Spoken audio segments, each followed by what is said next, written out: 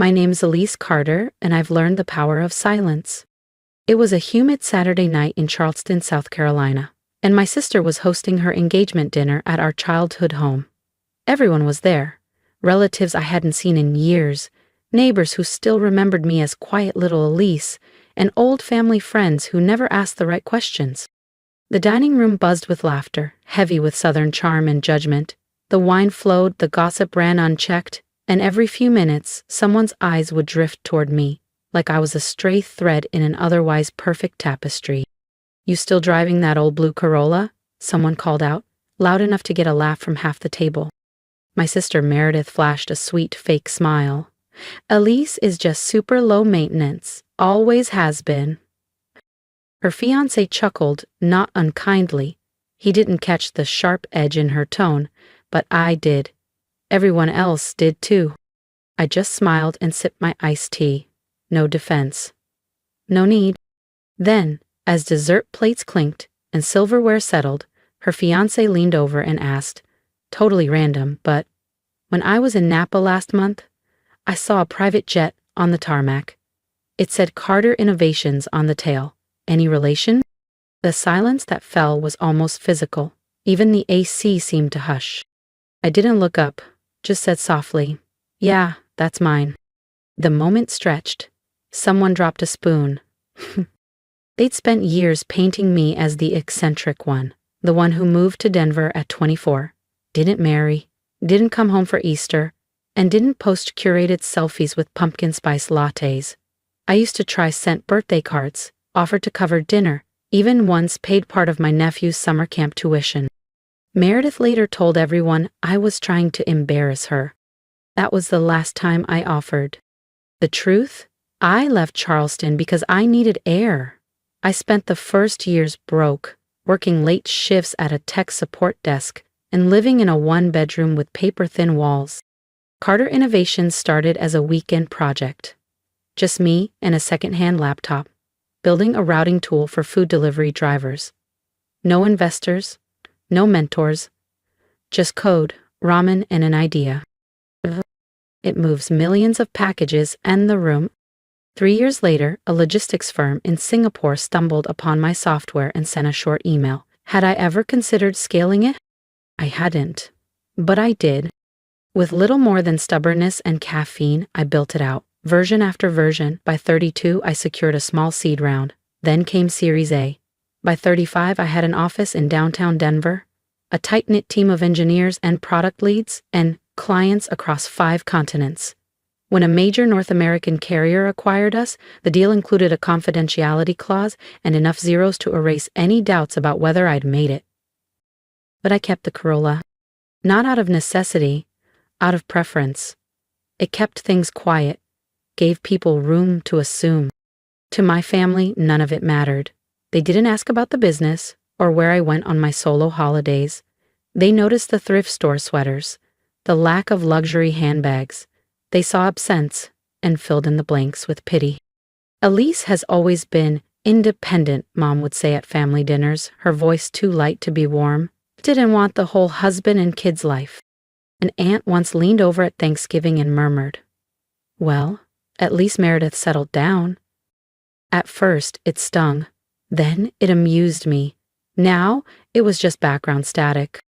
They thought I was struggling, because I didn't flaunt money in the ways they understood, because I didn't ask for approval, because I wasn't trying to earn my way back into their circle. Still, I went to Meredith's engagement dinner, not for them, for me. Watching their faces freeze when her fiancé mentioned that jet, that wasn't planned. But it was satisfying. There was a time I thought love, especially family love, could be bargained for. That if I just worked hard enough, sent enough gifts, remembered every birthday, I'd be accepted. At 28, I landed in the hospital with a ruptured appendix that turned septic. Weeks in recovery, my Craigslist roommate fed me soup. My family never called. That's when I stopped expecting anything.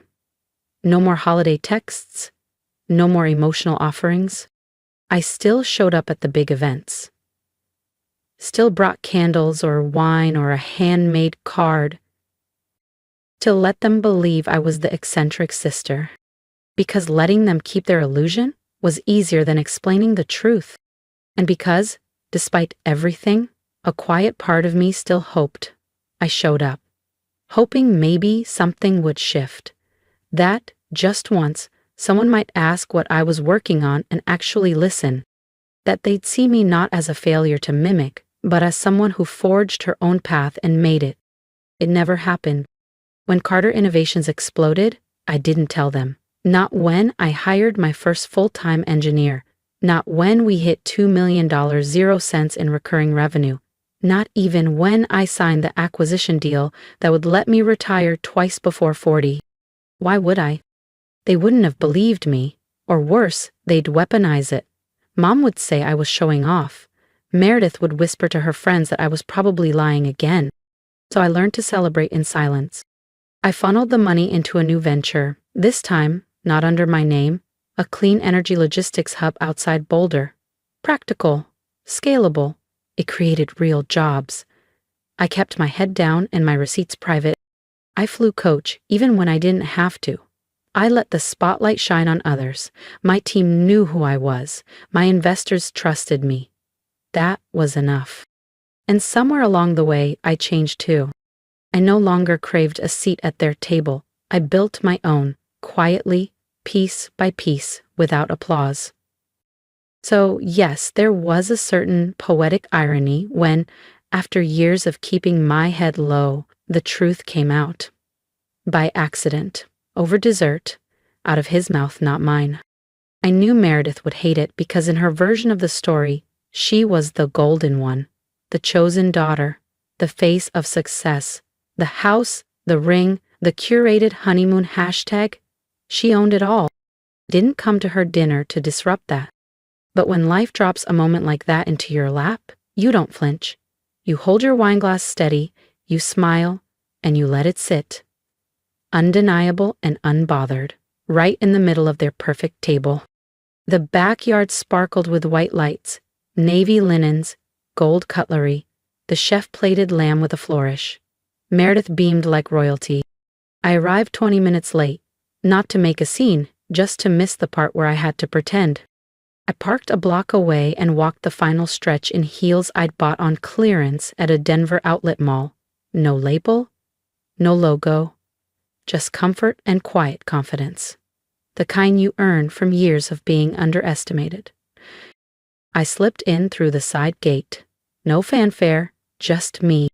Mom met me at the patio doors, voice dipped in syrup. Elise, we weren't sure you'd come.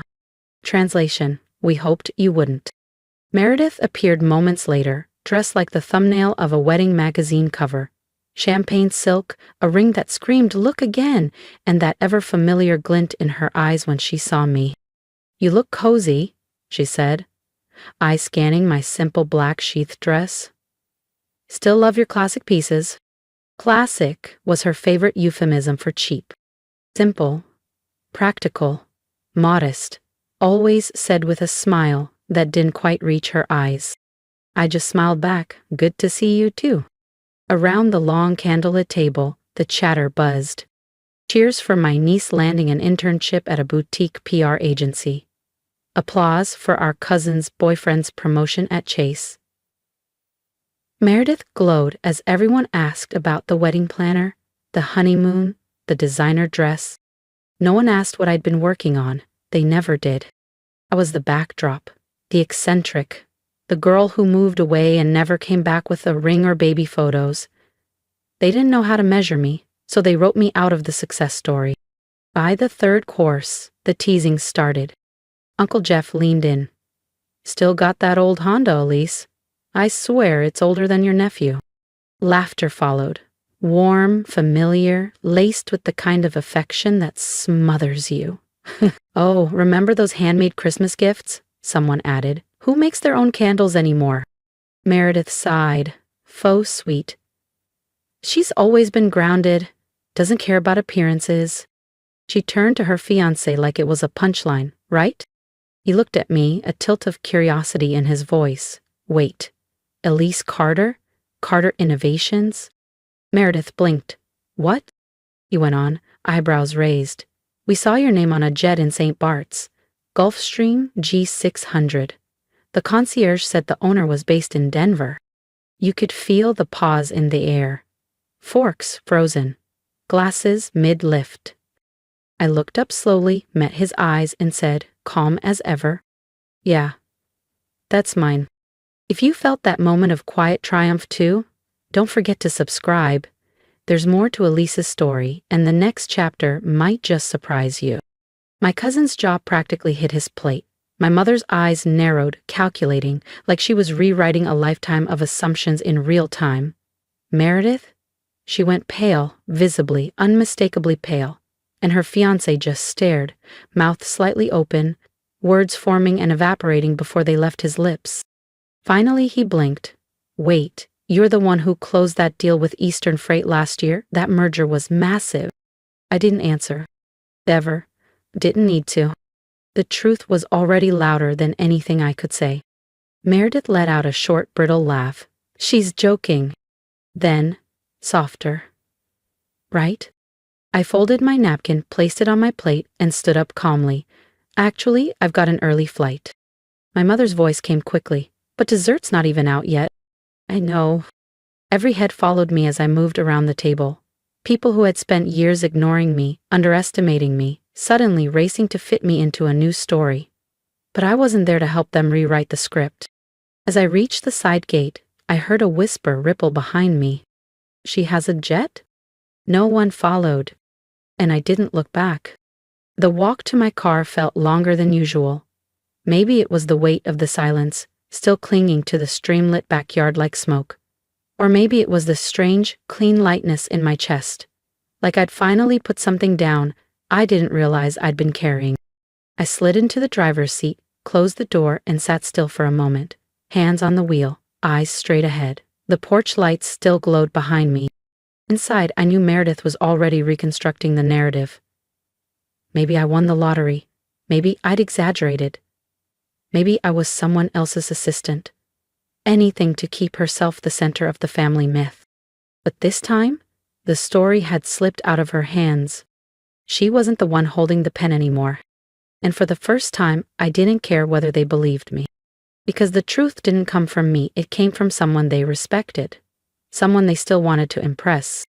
That made it real in a way I never could have made it. I didn't plan the moment. But it arrived anyway, clean, quiet, unstoppable. And as I drove home, windows down, night air cool on my face, I finally felt it. The peace of not having to explain your worth to anyone. Later that night, just past midnight, my phone buzzed. A message from Meredith's fiancé. "Sorry if that was awkward tonight.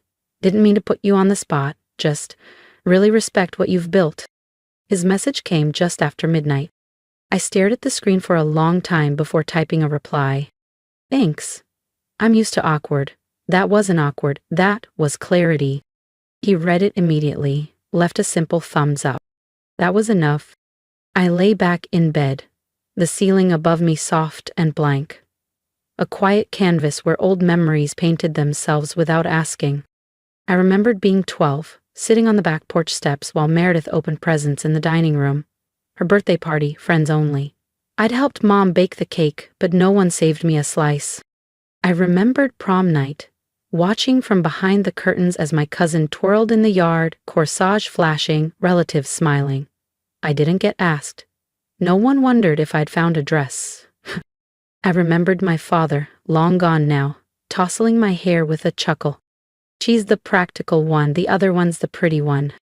Tiny words, small cuts. Over time, they become invisible scars. The next morning, a text from my mother. "Why didn't you ever tell us about your business?" I didn't answer, not out of bitterness, just because the question wasn't curiosity. It was control, an attempt to rewrite a history too painful to admit, that they never asked. By noon, a cousin I hadn't heard from in over a year sent a chirpy message. "Coffee? Would love to catch up." Then another. Suddenly, I was interesting.